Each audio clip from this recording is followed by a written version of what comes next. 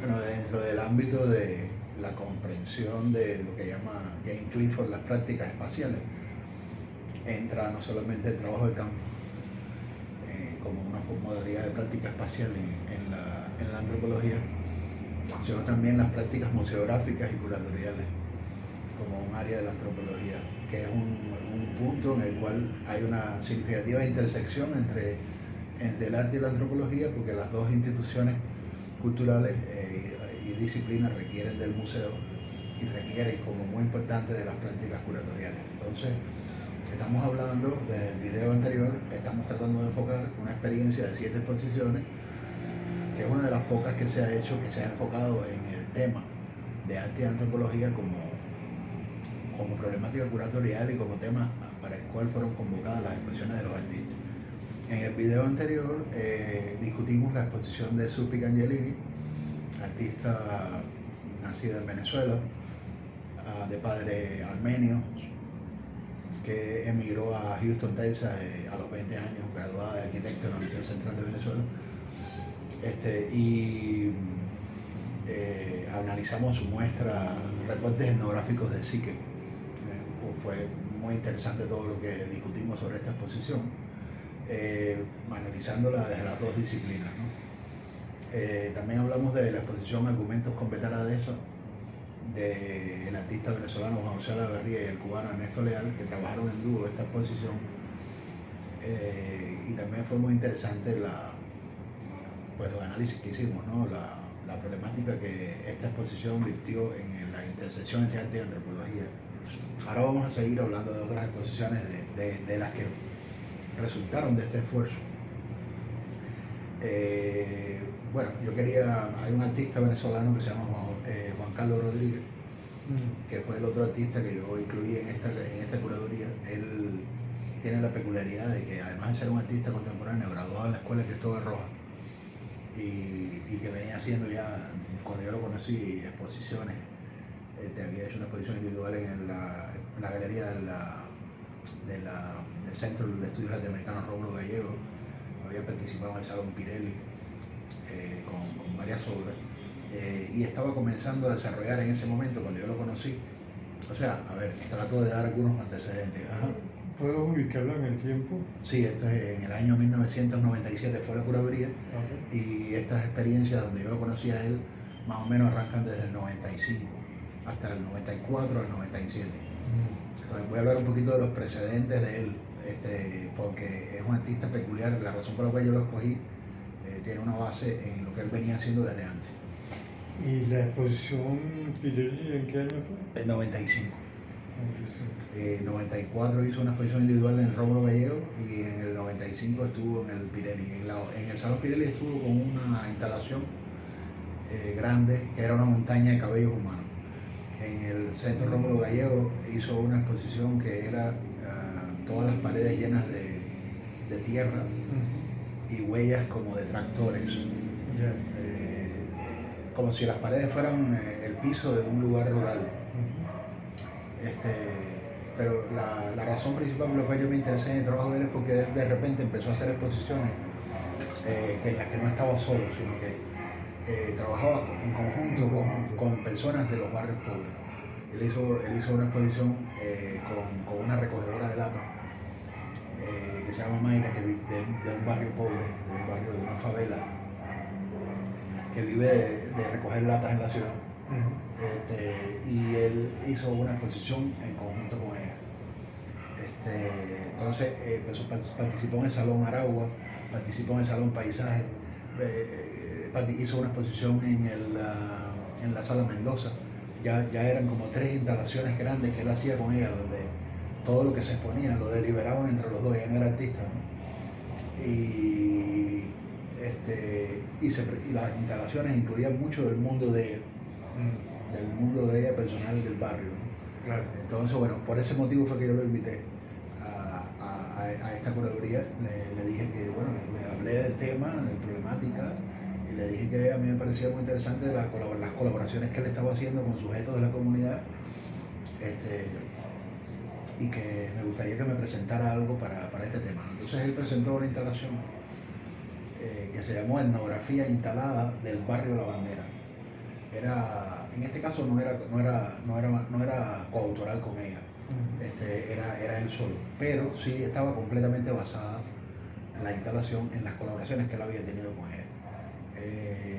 Más o menos la instalación era esto, se hizo en el Ray Media Center, que es un centro que hay en la Universidad de Ray. La Universidad de Ray es una universidad victoriana, tradicional, así de arquitectura inglesa, pero tiene poco afuera de lo que son los edificios principales una construcción moderna, que es el Ray Media Center, que viene siendo hecha de aluminio, muy bonita, del diseño contemporáneo. Es de la pertenece a la Facultad de Arte, pero sirve a todo el campus, porque todas las facultades que tengan necesidades de cine, o video, o fotografía, pueden ir al Ray Media Center. Además, el Ray Media Center tiene una programación cinematográfica todo el tiempo, allí siempre se están pasando films, películas, cinema iraní, cinema... Ahí siempre tienen una programación. Y entonces ellos tienen una pequeña galería, no pequeña, una galería, pero que está como en un nivel mezanina, que fue donde se hizo la exposición de Sulpic Angelini, que vimos antes. Y tienen entonces un espacio abajo que viene siendo como un área, más bien es como un área donde se puede poner, pero con paneles. O sea, no es un área con paredes, más bien ahí es un área como quizás puede ser de merienda o de conversación social, o sea, es como un área para verse las caras a las personas, ¿no? Después que se inaugura una exposición, ahí es más bien donde se juntan para comer el refrigerio, pero es un área bastante grande con un puntal muy elevado y bastante iluminado, porque todas las paredes son de cristal. Entonces, bueno, a Juan Carlos Rodríguez se le dio este espacio. Entonces, él lo que hizo allí fue, él colectó en los barrios pobres maderas viejas que fue encontrando aquí y allá en las azoteas, en los techos, en los pisos de los barrios pobres, maderas corroídas. Material reciclable. Material reciclable que se utiliza para esas casuchas que se hacen en los barrios. Y con toda esa madera que él recogió en el barrio, él hizo como un sistema podríamos decirle como de tendedera, vamos a decirle así. Él hizo como especies como de estacas de madera que tenían su base, en la cual colgó mecates, alambres, cosas, y creó todo ese espacio, lo intervino como con la estética, vamos a decirlo así, de un lugar del barrio donde uno llegaría, donde el barrio tiende la ropa, digamos, después de lavar, ¿no? Es como el traslado de una fotografía en la realidad de un barrio. Sí. O sea, la escenografía. Sí, una escenografía, pero hay elementos que él le puso simbólicos que le dan su peculiaridad. Claro. Por un lado, bueno, tendió sábanas allí, pero las sábanas que tendió se las dieron personas del barrio para su exposición, entonces él les pidió que le pusieran sus nombres, ¿no? Entonces claro, las sábanas del barrio son muy pobres, con retazos de tela, no sé qué. La gente le dio lo que pudo, se ve que es una cosa pobre, ¿no?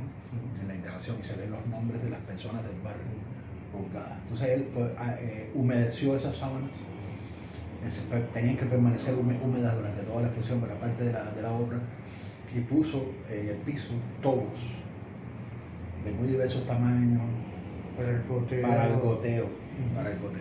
También puso una banda sonora.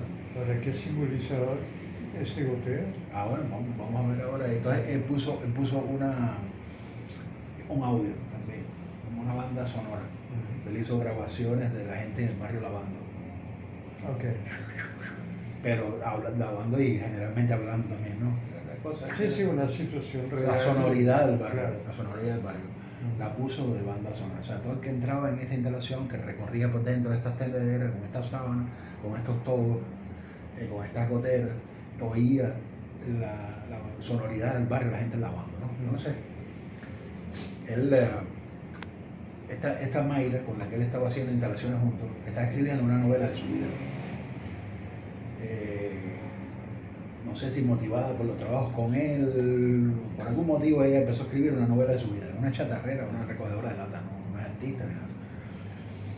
Entonces, bueno, ella tenía ya una serie de páginas escritas, y ella le dio la novela a él, y él instaló, vamos a decirle así, en una parte plana las páginas de la novela que ella estaba escribiendo.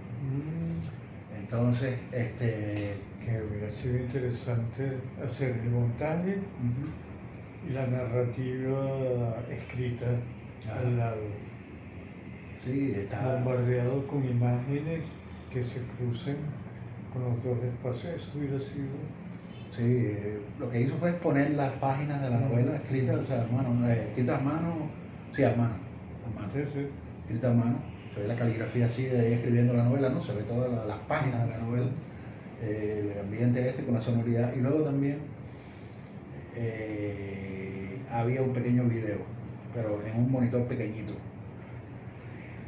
O sea, había que acercarse para verlo, pero estaba como en un lugar de la instalación, ¿no? Yeah. En ese video, lo que estaba grabado era, no era al igual que el sonido del momento de la vaca. Ahí lo que estaba grabado eran unas secciones de fotos y de video que él hizo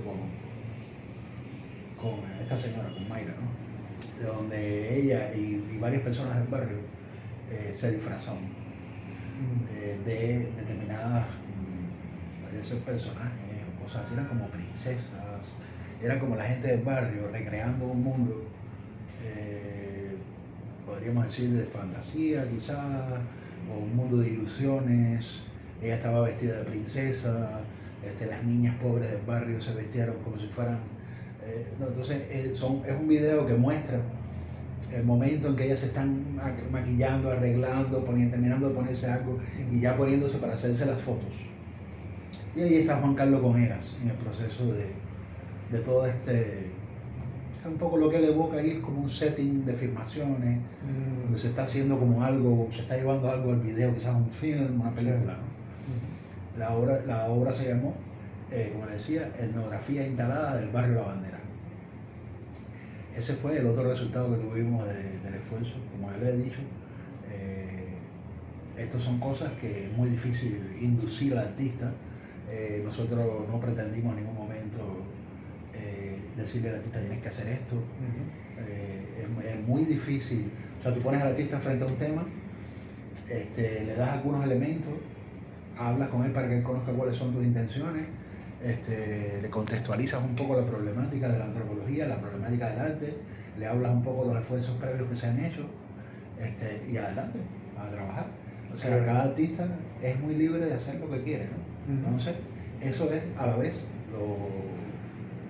lo complejo y difícil, porque uno como curador sí tiene una idea de lo que quiere, pero uno no puede, no es como cuando uno escribe un ensayo o da un discurso, cuando uno habla de lo que quiere, sino que va a hablar con la obra de los artistas. Entonces, el factor accidental aquí, el factor creatividad, el factor sorpresa, imaginación, impredecibilidad, es bastante alto. Y luego los resultados también son muy visibles. O sea, en el caso de Surpic, vimos, el día que hablamos, en el video anterior, vimos por esa cosa que ella conecta con la cuestión griega y de la mitología griega, la manera como quizás un poco junguiana, como ella trabaja los arquetipos griegos en la contemporaneidad, la manera como ella conecta eso entre su experiencia íntima individual como emigrante y la experiencia colectiva de la subjetividad migratoria, y la forma como ella trabaja allí los objetos, los regalos, las postales, todo eso. Vimos que de verdad hay una intersección muy interesante que se da entre arte y antropología, o arte y autoantropología, o arte y autoantropología, o donde el concepto de etnografía, porque el título es Psique, los reportes etnográficos de Psique, ¿no? En contraste con Eros, porque el juego Psique y Eros el que ella trabaja. Vimos que era muy interesante el resultado también para la etnografía, lo cual por supuesto presupone replantear completamente el concepto de etnografía. Ya eso lo vimos, ¿no? Pero bueno, hay un resultado que no solamente es relevante para el arte, también para la etnografía, dentro de ciertos parámetros de estudios culturales, de análisis de la cultura, ¿no? De antropología cultural de determinados temas, partiendo de lo individual, que es un tema que ya usted y yo tratamos en nuestro libro anterior a propósito de la instalación que estaba haciendo Carmen, también con una línea muy parecida a esta autobiográfica, ¿no? Pero en el caso de la exposición del argumento Escopeta Dehesa, que tiene esta cita al concepto de juego en el libro sobre Bali de Gregory Bateson, y que al mismo tiempo la exposición es como una especie de juego, donde hay mucha parodia, mucha ironía, pero donde de repente son unos artistas que vienen de Sudamérica, con una exposición sobre la cultura de Texas, donde se está haciendo la exposición, ¿no? Hablando de temas como la comida de los cosmonautas, la fundación de la ciudad de Houston por los hermanos Allen, qué era ese lugar de donde se hace la exposición antes, a través de una especie de arqueología de las paredes que habían antes, la celosía, o sea, una exposición con un componente, habíamos hablado surrealista, se habló de Breton, habló de Buñuel, y fue muy interesante esa parte donde vimos la importancia que puede tener la ironía y que puede tener la parodia en la elaboración de una forma crítica de ver la cultura, y la conexión que hay en esta exposición con el surrealismo. Yo creo que es importante, eso lo vimos ahí, hay una conexión ahí con el surrealismo y al mismo tiempo, quizás por la vía de la ironía y la parodia, una conexión que podría ser interesante para la antropología, pero de otra manera, Claro. ¿no? De otra manera. Ahí hay varios puntos que son interesantes en la conversión de todas las subdisciplinas que tiene la antropología. Ahí me volé un poco y comparé, digamos, como varios espejos de lo que es la exposición y el espacio y las capas geológicas de la Tierra. ¿Qué hace el arqueólogo? El arqueólogo empieza a excavar y empieza a interpretar los estratos. Entonces, estrato, qué sé yo, según el radiocarbono pertenece a una época, y así vas bajando, te encuentras el material y vas tomando los espejos y vas sectoriando los espacios domésticos, entendiendo los espacios domésticos, los espacios de modo de vida, los espacios productivos, los espacios de, ¿cómo se dice? Cuando ceremoniales, las habitaciones, etcétera, etcétera. Entonces tú vas combinando todo eso y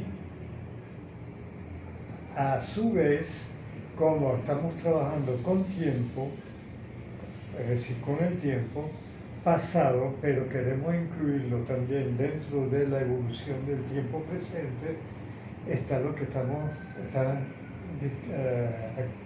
lo que acabas de decir, que llega un momento que es llevar la transpolización de los elementos a pesar de una carga cultural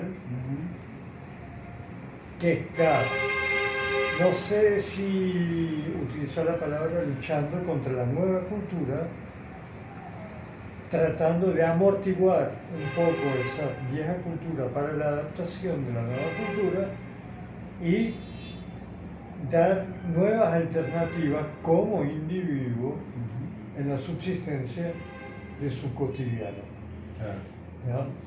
Entonces ese rescate entre lo que es el arte me parece muy importante y habría que tomarlo un poco más, trabajarlo más.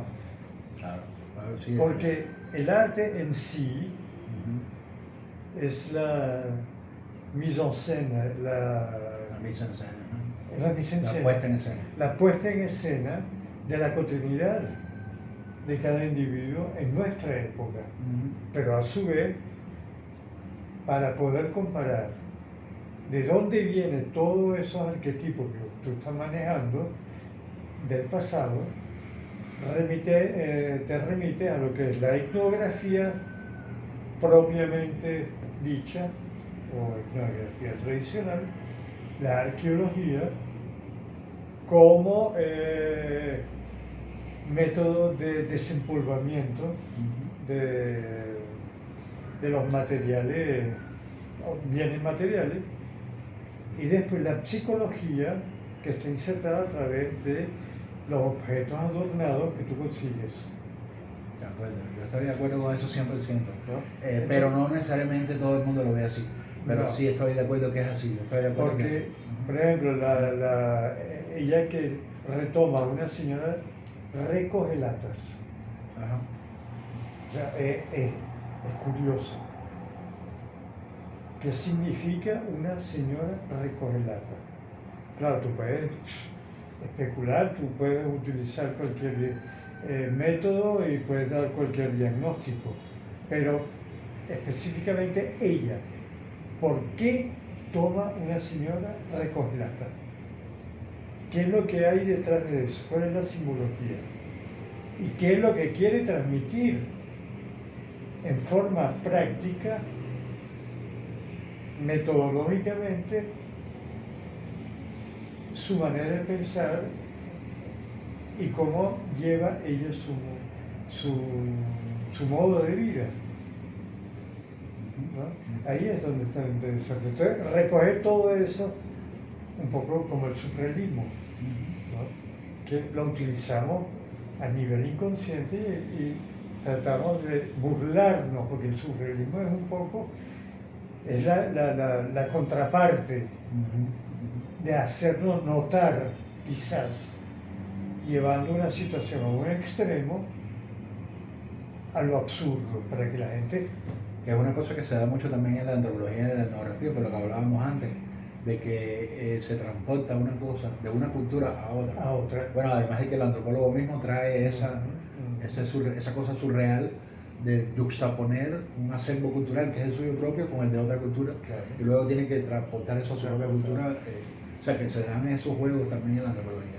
Yo estoy de acuerdo que es muy similar, pero claro, también esto es una curaduría enfocada en hacerlo explícito, ¿no? Pero al mismo tiempo, ¿cómo podría yo decir? Bueno, sí, han habido algunos resultados en este esfuerzo, sin duda, pero yo creo que se puede hacer algo mejor. Siempre lo he pensado. Creo que se puede hacer algo mejor en esa dirección. Algún esfuerzo mejor, con mejores resultados. Pero bueno, yo con esto no estoy desmereciendo el valor que tienen las muestras.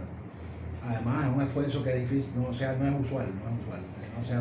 No se han hecho muchos esfuerzos en esta dirección. Entonces, ¿a usted le parece que la colección de Juan Carlos tiene su valor también? Sí, tiene, sí. Claro. Habría que yo la veo un poquito más sociológica, quizás más urbana. Es más urbana. Entonces ahí habría que incorporar también metodología de la sociología. Yo la veo un poco más sociológica. Porque... Más como un componente más urbano. Pero acuérdate que los dos son complementos, porque la sociología también te estudia, por ejemplo, movimientos migratorios, te estudia demografía, o sea, hay todo un campo, economía, un campo bastante amplio, que quizá la antropología, es que es difícil, para mí es difícil desvincular una del otro, porque digamos, la sociología tiene su método y la antropología tiene su método, pero los resultados, dependiendo de lo que tú quieres comunicar, tiene ambas disciplinas. Una no es excluyente de la otra. No, claro que no. Porque tú, yo estoy hablando de, vamos a poner la clase social en el siglo XIX, su surgimiento. ¿Qué implica eso? La abolición de la esclavitud, esa mano de obra, si quieres llamarla mano de obra, o esa productividad humana para generar bienes, se transforma en un asalariado. ¿Qué hace el antropólogo? El antropólogo se remite ya a sus localidades, no como un macro. Quizás esa es la diferencia. La sociología es un macro y la antropología son micros, que después se unen, y ahí viene la antropología y la sociología, y según el estudio que tú quieres trabajar, toma su importancia. Yo lo veo sobre todo, la diferencia la veo, claro, eso también implica una manera determinada de ver la antropología, porque también hay antropología social y hay antropología económica. No, claro. Pero yo veo la diferencia principal entre la sociología y la antropología, la veo sobre todo en que el objeto de una es lo social y el objeto de la otra es lo cultural. Pero claro, lo social y lo cultural están mutuamente atravesados. Es que están atravesados. Porque estamos trabajando es el hombre. Pero hay especificidad en lo cultural y hay especificidad en lo social. Entonces, claro, cuando yo le digo que esta exposición es un poco más sociológica, quizás la palabra que debía haber usado es que también es un poco más social, en el sentido de que aquí entran factores como la extracción económica de la persona, la cuestión de la pobreza, son contenidos que adquieren una dimensión un poco más social que propiamente cultural. Las sábanas, por ejemplo, no se puede decir que sean propiamente, por ejemplo, una tradición artesanal propiamente dicha de la comunidad. Si fuese, no sé, una tradición artesanal que él toma allí de algún artesano, podría tener un contenido un poco más culturalizado, pero en este caso son unas sábanas que lo único que las hace peculiares es que son hechas por personas que tienen una situación económica difícil y que por eso son de retazos de colores, de telas que pueden encontrar. O sea, tiene un contenido un poquito más social que cultural, pero al mismo tiempo tiene también un contenido antropológico, porque ahí lo que dice usted, o sea, por un lado hay un énfasis sobre una persona de la cultura concreta que es esta señora.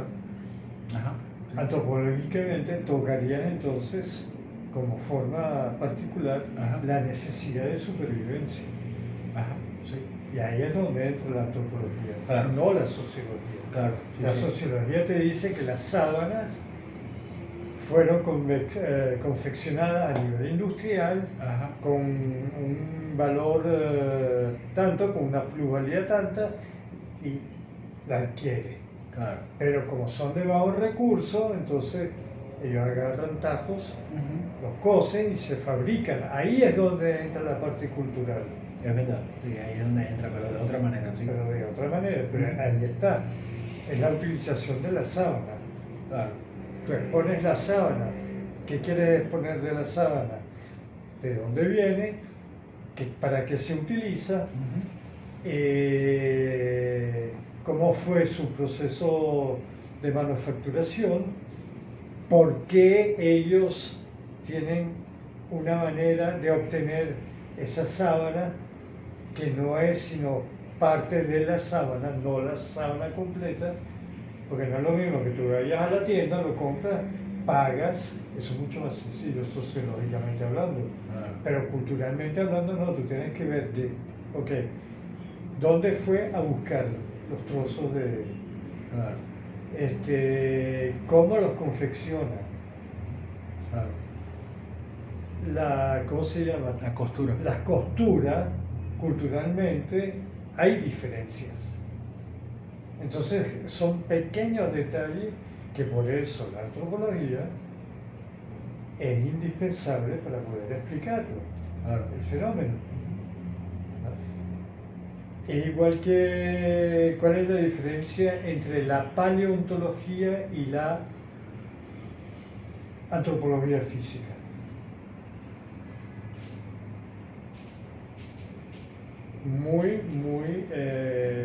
Hay diferencias muy notables. La paleontología te estudia los mamíferos, los fósiles. La paleontología, la antropología física te estudia la evolución de los homínidos, pasando por los lemures, los australopithecus, etcétera, etcétera, pero no te estudia los dinosaurios.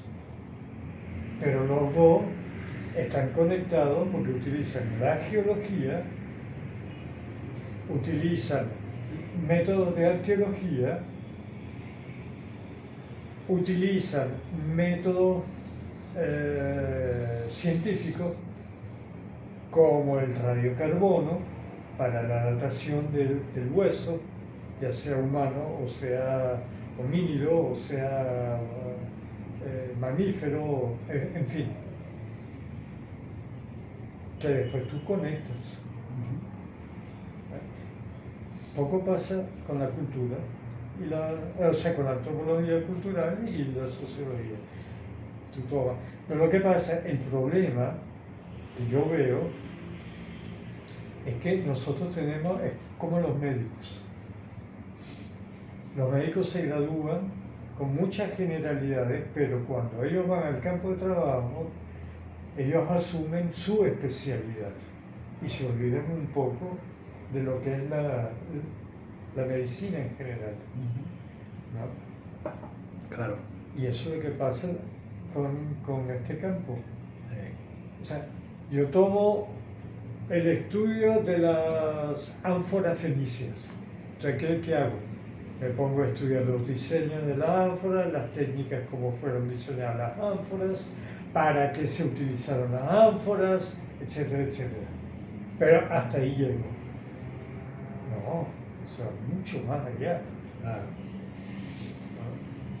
Entonces, un poco la incorporación de elementos hay que tomarlo más generalizados. Y es un poco como la metodología de lo general a lo particular, y de lo particular vuelves para conclusión, dependiendo, claro, para lo general. O puede ser lo particular, lo general, como te da la gana, pero siempre hay una dialéctica entre esas dos esferas que te permite, entonces dices, ¿cómo? Yo soy así. Y no de otra forma, ya que mi evolución se ha marcado más como parte de la diáspora que si me hubiera quedado en mi país de origen. Claro. Bueno, entonces le parece que la exposición de Juan Carlos tiene... Sí, sí, tiene mucho sentido. Tiene mucho sentido. Sí, sí, sí. Para mí sí. Ok. Vale. Bueno, entonces pasamos a la próxima. ¿Y para ti? A mí me gustan ciertos elementos de la muestra. A mí me gustaba mucho cuando yo lo invité a él, la colaboración. Desde el punto de vista de la antropología postmoderna, en lo que es el cuestionamiento de la autoridad etnográfica, es decir, de la supuesta idea de que el antropólogo está dotado por una objetividad indiscutida en la aproximación de la cultura que va a representar, obviando en esas ideologías tradicionales del realismo, que la observación no es propiamente la comprensión, No. que la mera descripción física de un data observado no implica para nada entender cómo esos sujetos significan el mundo y le dan sentido, y que para poder captar el verdadero significado de los objetos culturales y de las imágenes, de los símbolos culturales, hay que poder tener esa visión que en antropología cognitiva llaman, ellos le llaman, en antropología cognitiva se le llama émica, visión émica versus visión ética. La visión ética es la visión externa, la visión émica es como decir la relación entre lo endógeno y lo exógeno, ¿no? Cómo el antropólogo puede llegar a tener una perspectiva verdaderamente endógena de los significados que la gente atribuye a las cosas, para no simplemente confundir algo con un data descriptivo.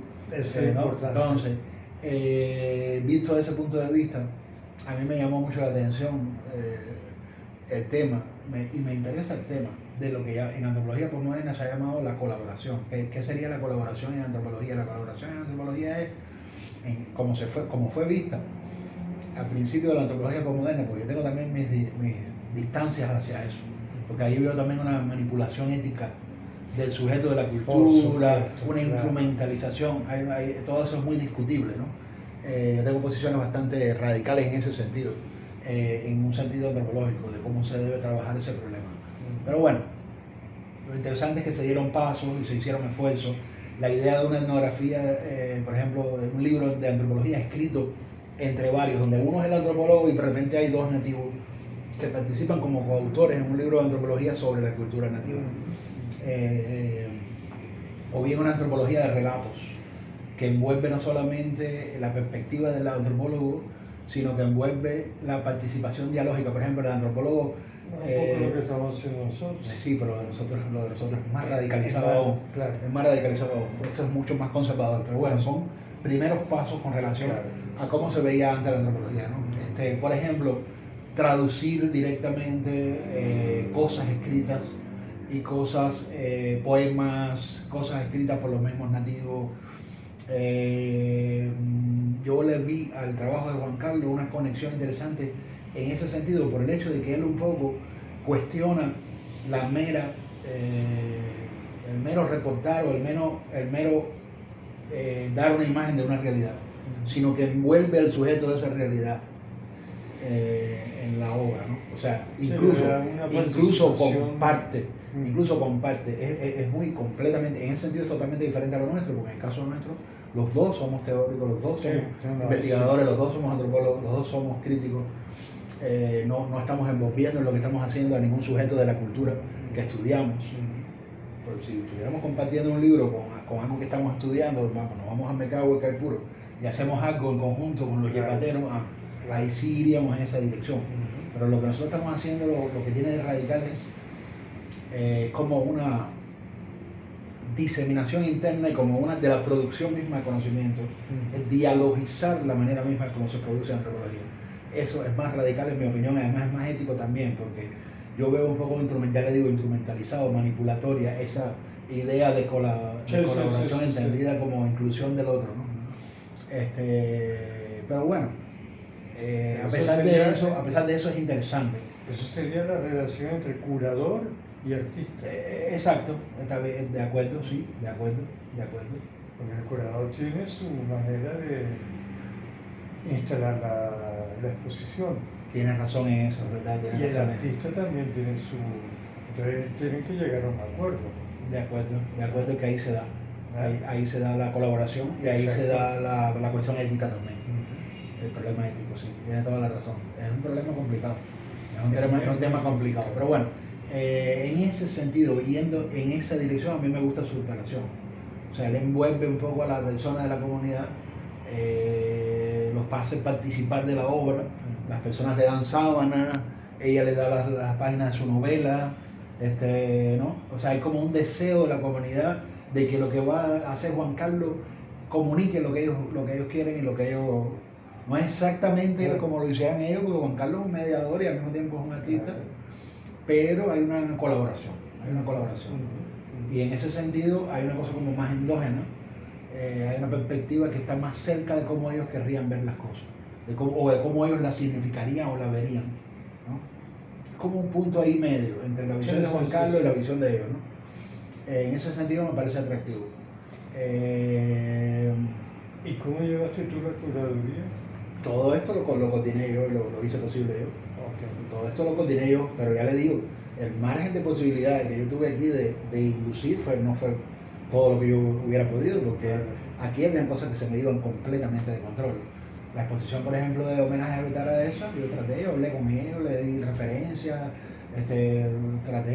fui varias veces al estudio mientras estaban haciendo la obra, pero yo hacían lo que les daba la gana. Cuando llegaba el siguiente semana tenían hecho una vaina nueva y ya todo.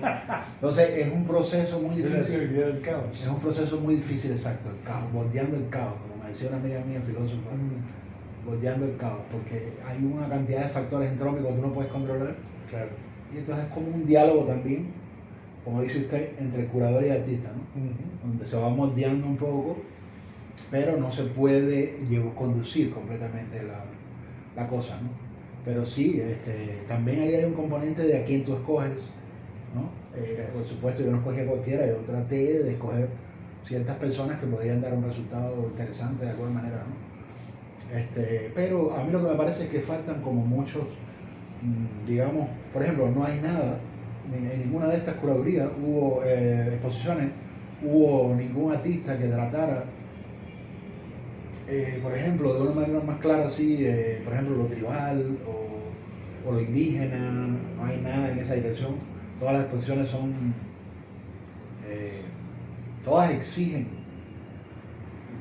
moverse en ámbitos que la antropología, bueno, hay antropología de lo urbano, ¿no? Y de lo contemporáneo, como usted me ha dicho otras veces, es cierto, ¿no? Pero se desmarca un poco de los estereotipos de lo que es la antropología. Y eso hace un poco más difícil el esfuerzo, porque si tuviéramos por lo menos una exposición que se hubiera adentrado un poco más dentro de, no los clichés, pero desde el punto de vista visual, hubiese envuelto un poco más ciertas cosas más habituales de la antropología y del arte, porque ahí está además también la relación, ¿no? Entre el arte tribal o alguna cosa, nadie fue en esa dirección, ningún trabajo se inclinó en esa dirección, que podía haber sido. Pero bueno, y hay otros ámbitos, otras aristas, como por ejemplo, pienso yo que desde el punto de vista incluso de la antropología filosófica y de los universales del hombre, también son exposiciones limitadas. O sea, nadie hizo un trabajo como que tuvo como quizás yo fui culpable de eso, ¿no? A pesar de no ser etnografía en un sentido tradicional, como que se fue mucho hacia la etnografía. Y no hubo esfuerzos, digamos, más universales, porque el arte y la antropología también se conectan de una manera muy interesante a través de la filosofía. Claro, la filosofía es el punto de partida. El hombre, el mismo pensamiento sobre el origen, por ejemplo, por ponerle un ejemplo que es un tema que usted y yo hemos tratado, que tratamos en el libro anterior, el tema del origen.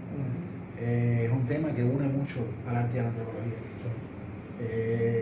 Nadie trató el tema de los orígenes, por ejemplo, de las fuentes, de la génesis, del punto de partida. ¿No? Por ejemplo, la pregunta ¿qué es el arte? Es una pregunta antropológica, es una pregunta completamente antropológica. No se puede responder sin la antropología. Eso es como decir ¿qué es la filosofía? Ajá. Coño. Pero incluso ¿qué es el arte? Es una pregunta más antropológica. Todavía. Porque el arte es una cosa que el hombre hace desde su estadio más básico, Claro. para todo, está imbricado en la misma reproducción cultural de la vida humana, ¿no? Entonces es una cosa tan importante para el hombre que preguntarse qué es el arte ya es una pregunta antropológica. Entonces ningún artista fue en esa dirección más universal. Por ejemplo, no hay ninguna exposición dedicada al problema del origen. A mí me gustaría que hubiese un resultado en ese sentido, algo importante sobre el problema del origen. Y así, o sea, hay como otros problemas, ¿no? Y luego también, por supuesto, desde el punto de vista metodológico, como usted se da cuenta, las exposiciones, bueno, quizás el caso de Suppi es un poquito más profundo, pero el artista, por lo general, no tiene verdaderamente una vocación metodológica.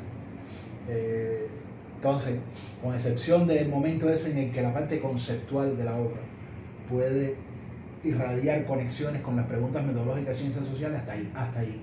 Pero el artista no va más allá en la parte metodológica. Entonces se queda como un poco, no flojo, por flojo se le diría desde el punto de vista de las ciencias sociales, de metodología de la investigación, como una investigación floja, vamos a decirle así. Una investigación floja Sí, en el que sentido... no vale realmente los orígenes. No profundiza. Exacto. No profundiza. Pero bueno, es que el arte también tiene ese componente expresivo, como le dice Habermas, que es muy difícil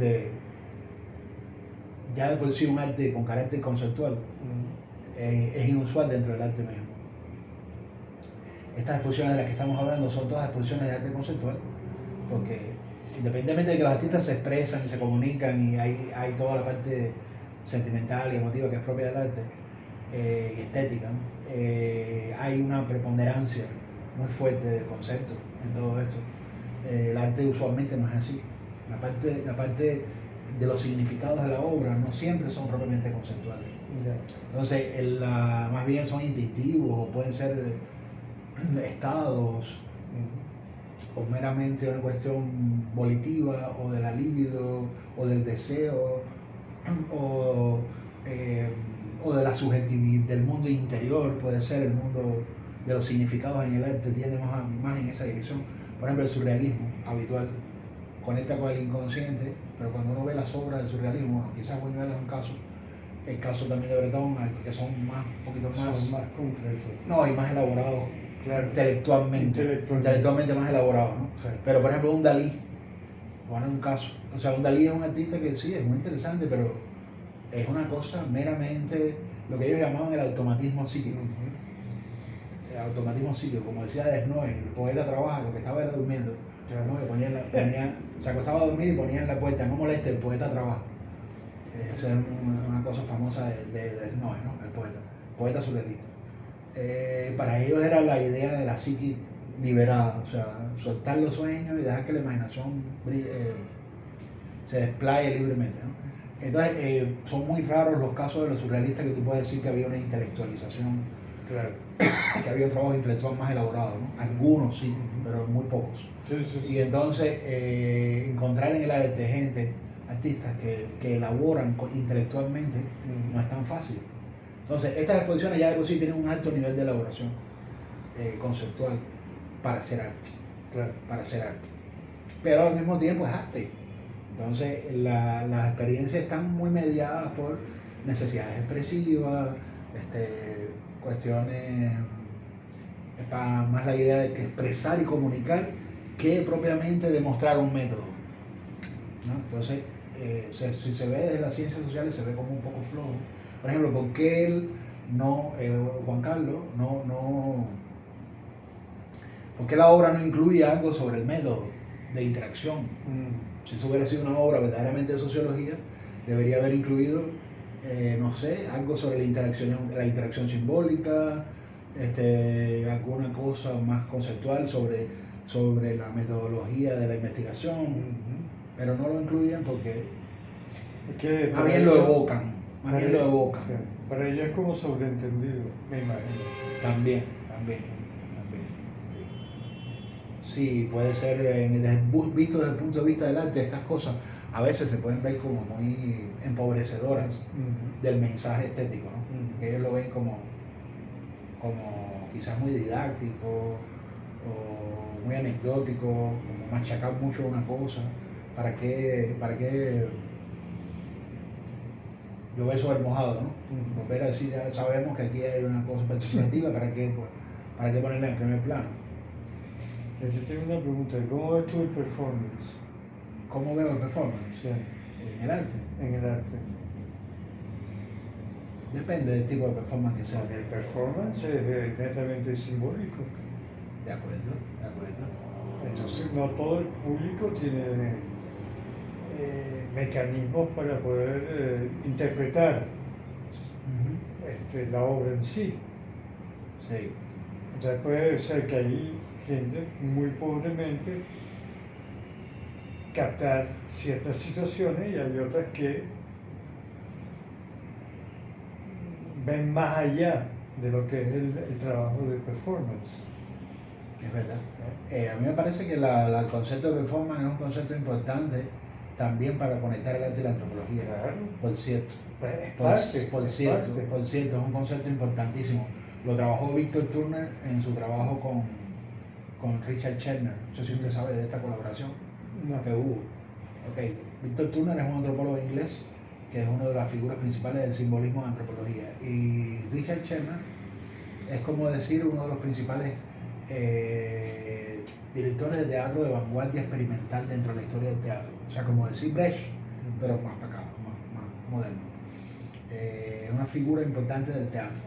Bueno, Chetner, como director de teatro, como artista de teatro, que dirige obras de teatro, como decir Grotowski, como decir Brecht, uno de los grandes del teatro, y Víctor Turner se unieron. Hicieron trabajo de campo juntos y hicieron libros juntos. Entonces, ¿cuál era la colaboración ahí? Víctor Turner Chetner aportaba todos sus conocimientos sobre el actor, sobre la gestualidad, sobre la comunicación extraverbal, sobre lo primigenio del teatro, sobre la relación entre el rito y el teatro, en la comprensión teatral, en el trabajo de campo, en la interacción con los nativos, ¿no? Las expresiones de la gente, las comunicaciones, las cosas propias de la cultura, ¿no? Y Turner, la metodología, la problemática ya propiamente de trabajo de campo y por supuesto el basamento teórico, ¿no? De una comprensión de lo simbólico, de una comprensión del actor social. Muy interesante la colaboración que ellos dos hicieron. En esa dirección, ¿qué pasó? En esa dirección, pero hay otras vías a través de las cuales el performance y la antropología se conectan. Saquemos esas parábolas que están en Turner y en Chetner, que tienen un poco que ver con el problema del origen del teatro en el rito, y veamos el aspecto propiamente performativo que está envuelto en la práctica antropológica, que aunque no es una puesta en escena, como dice usted, como en el caso del arte, que es una puesta en escena propiamente dicho, hay mucho de performance en la actitud antropológica de llegar a una cultura e instalarte ahí, meterte y vivir como ellos. Claro, el antropólogo no lo ve generalmente de esa manera, pero se puede ver de esa manera. Hay una posibilidad de verlo de esa manera, porque hay una cosa fotogénica, el antropólogo se hace fotos de sí mismo con la comunidad, hay toda una cosa, además de hacerlo para un tercero, que es muy teatral además. Entonces por aquí entra la relación entre performance y antropología, o arte y antropología, de otra manera, diferente a como entra en la colaboración de Scherner y Turner. Claro. ¿No? Entra por otro lado la relación. Y en estas exposiciones que estamos viendo, yo diría que no es un elemento completamente excluyente, porque, a ver, no hay performance propiamente No. en la exposición de Supi, no hay ningún actor con el cuerpo haciendo algo. En la de Juan Carlos José Olavarría y Ernesto Lea tampoco. Pero ya en la de Juan Carlos sí hay un poco más de performance. Ya hay un poco más de performance. ¿Ah? Toma a un personaje. Ajá, exactamente.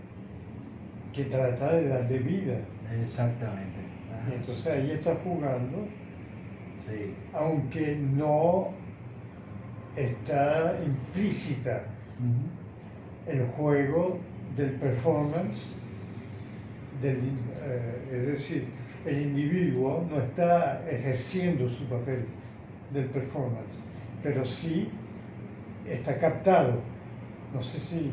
Sí, entiendo totalmente. Entonces, ahí es donde se convierte en un performance. Claro que sí. El solo hecho de teatralizarla a ella, claro, de volverla a ella un personaje de la obra, ahí hay un componente performativo, de performance notable, ¿no? Sí. Además, bueno, del video,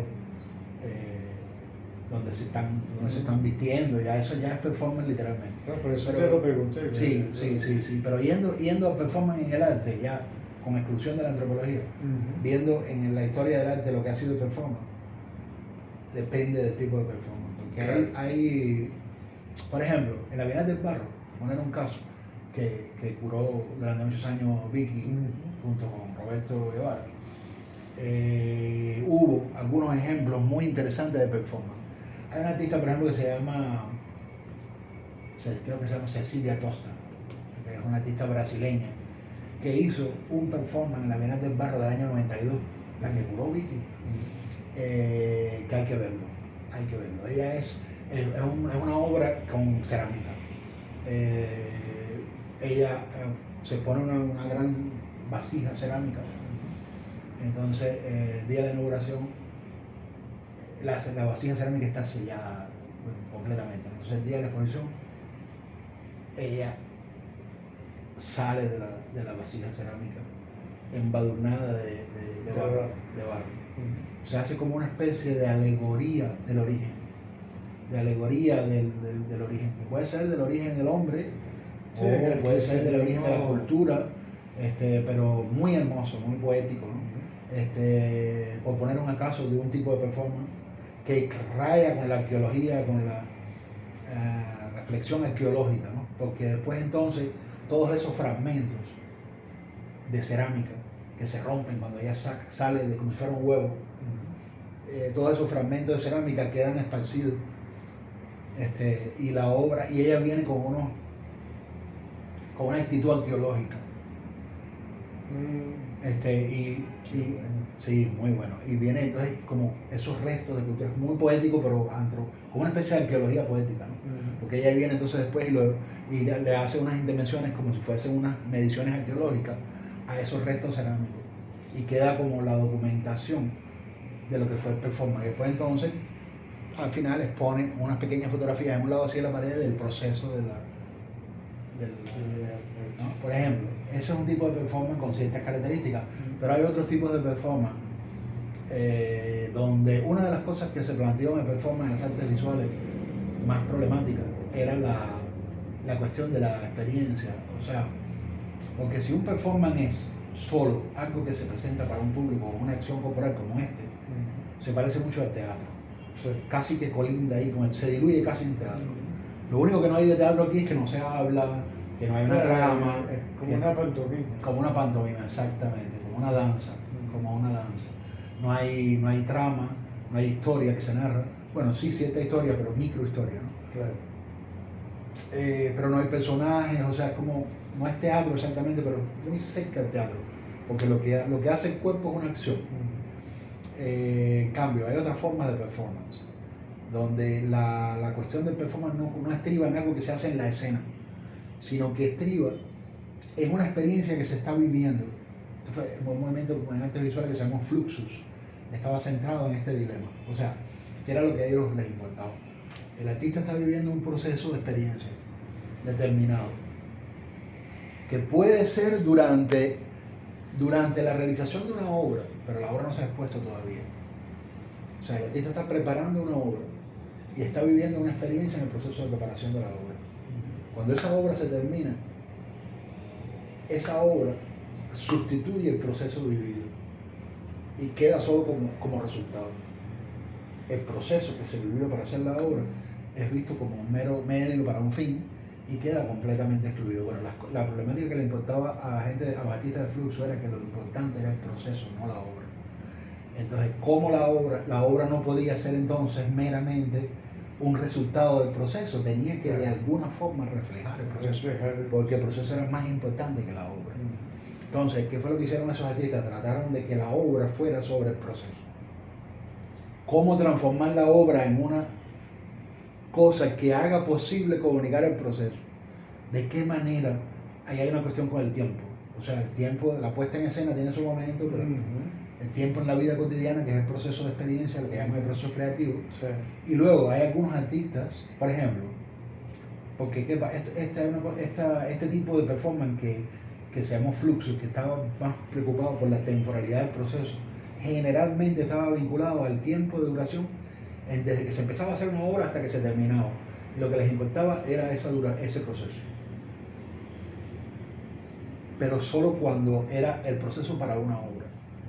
Pero hay otros artistas más radicales que no se refieren al proceso de creación de una obra, como por ejemplo filmar que usted está pintando un cuadro durante todo el proceso y exponer la filmación del proceso de pintarlo, para darle importancia más al proceso de pintarlo que a la pintura conclusiva, ¿no?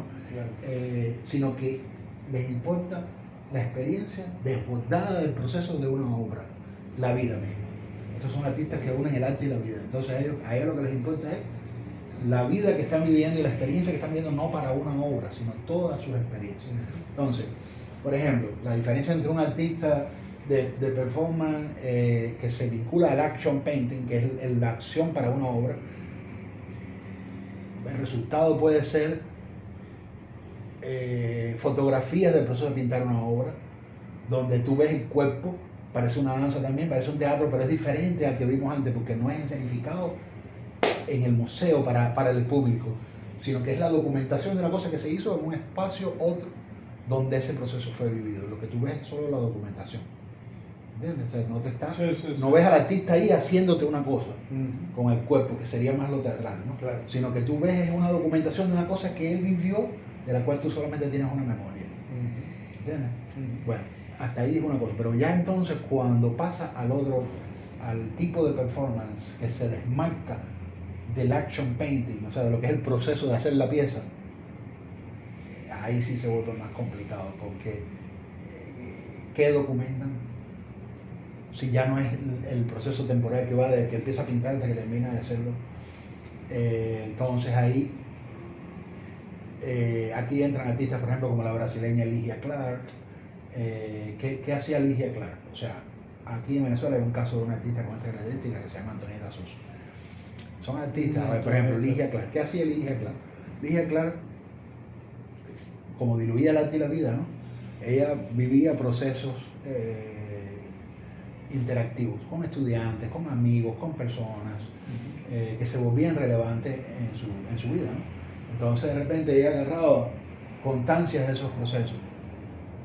Un elemento que me dio en una relación. Un elemento que me dio en una relación.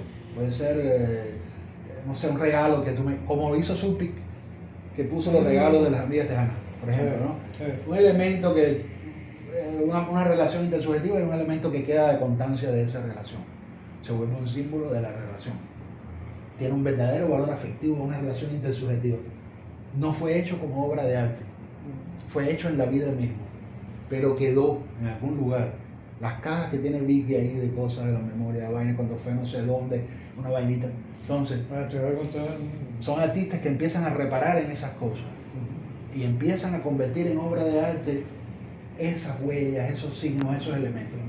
Entonces tú de repente puedes encontrarte en una exposición de Ligia, claro, una cosa así puesta, donde de repente te encuentras con un poco de hilo. Un poco de hilo. Y después ves, ¿no? Y así, ves elementicos y tienes que remitirte a un proceso, Claro, ¿no? claro. Entonces, Si lo tomas aisladamente. Si lo tomas aisladamente, son sí. hilos. Son artistas muy difíciles de museografiar, muy difíciles de curar. Para los curadores que trabajan con artistas así es una cosa, un dolor de cabeza tremendo. Cómo tú expones a esos artistas, qué haces, pones un texto explicando de dónde proviene ese elemento, cómo fue usado en algo, pones fotos o no del artista, cosas dichas por el artista, sí o no, de qué manera, qué piezas hizo, o sea, muy complicado. Pero bueno, son manifestaciones de performance. A mí me parece que para la antropología, y visto desde el punto de vista de la antropología, toda la esfera de performance es importante. Toda la esfera de performance, incluyendo todo esto que estoy diciendo. Sí. O sea, la antropología, el performance es muy importante para la antropología. Yo pienso eso. Es una cosa importante tenerlo claro. O sea, no todo el mundo lo ve así, pero yo lo veo así. Yo también lo veo porque es parte, como habíamos dicho, es parte de la actividad humana, es parte de la parte cognitiva humana, es decir, no somos estáticos, somos en movimiento constante, creativo, bajo elementos biológicos como el cortisol que nos hace movernos, a veces lo llevamos a niveles muy altos y entonces producimos estrés, y en fin. Pero a lo que yo quería llegar era un poco lo que me pasó ayer en una conversación que tenía con este vecino, Álvaro, que ahí yo caí un poco lo que fue un poco el choque cultural.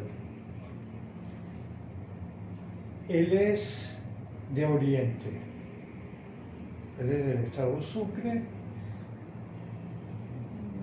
clase media burguesa baja, para darte todo el papá era,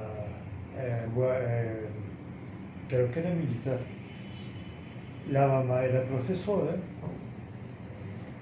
y ellos se movían mucho por el estado, por el papá, de la guarnición tal, se yo quería tal. Entonces me preguntó, bueno, ¿tú cómo estás? Bueno, sí, yo bien.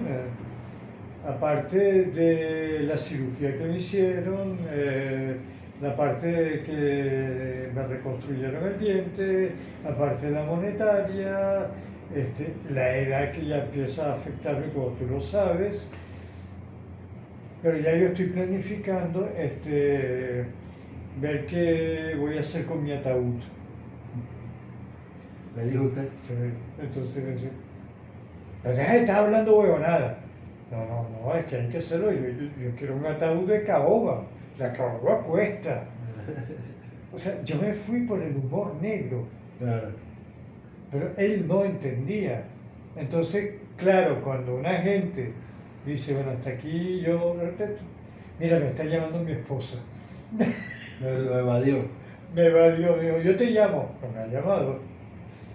Pero me pareció bien curioso, porque, claro, hay un nivel de confianza ya que yo puedo decir, bueno, él me conoce, él sabe que yo manejo humor negro, que es lo natural en mí. Por ejemplo, yo con mi familia, especialmente con mi tío, el humor negro es algo, es la columna vertebral de nuestra relación. Y eso es, otra vez, tomamos esta técnica para quizás evadir o qué sé, cualquier cosa, para no enfrentar realmente en forma cruda lo que es la relación de convivencia con el mundo, ¿ya? Sino tú te burlas, que es un poco lo que hace el cómico. El cómico se burla de sí mismo ya a un nivel surrealista. Dice, bueno, este tipo es de verdad caótico. ¿No? Ajá. Bien, usted trae a colación un tema que me parece que, volviendo sobre la problemática de performance, y de performance y la antropología, que a mí me parece que la muerte, el concepto de muerte, tiene una tremenda importancia simbólica para la antropología. Claro. Porque tiene un lugar muy importante simbólico en la vida humana y en la cultura. En todas las culturas, la cultura sí. egipcia, la muerte es la vida. Así es. En la cultura griega, la muerte es la vida. Así es. En el cristianismo, la muerte es la resurrección. Así es. En los budistas también, o sea, todo tiene su... Es un tema que me interesa mucho también, ¿no? Me interesa sí. De una manera quizás diferente a la manera como le interesa a usted, pero me interesa mucho. La importancia que tiene la muerte para la antropología a nivel simbólico. Me parece también una cosa importante. ¿Por dónde vamos? ¿Estamos bien con el tiempo? Ya... Creo que 1 hora y pico. 1 hora y pico. Si quieres lo dejamos sí, aquí. Sí, lo y espera. En el próximo podemos tratar la relación con la muerte. La relación con la muerte. Ok, perfecto. Excelente. Chévere.